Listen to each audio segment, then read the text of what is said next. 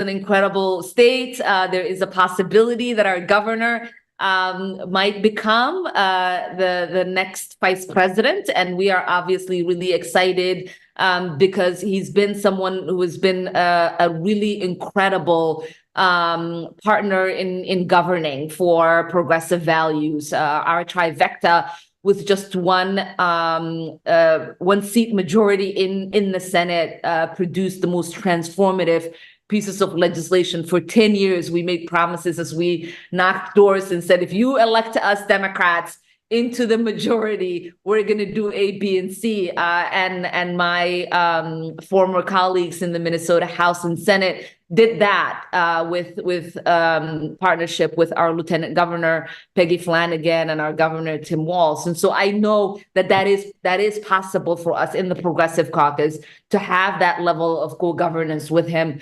when he does become the vice president of this country.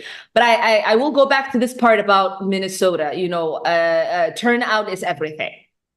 And years back when my predecessor, our Attorney General, Keith Ellison, first ran for Congress, this was 2006, the 5th Congressional District, which he represented and I now represent, had one of the lowest voter turnouts in the country. And now it has one of the top voter turnouts in the country.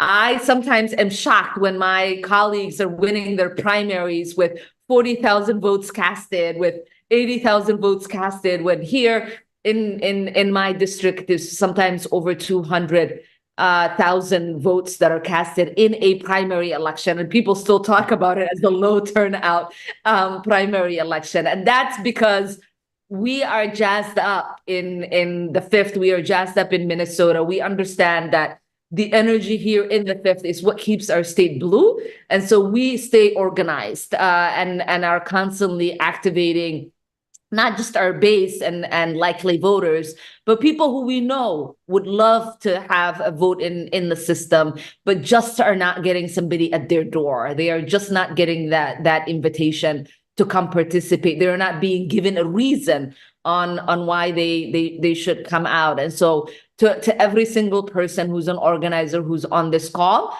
I thank you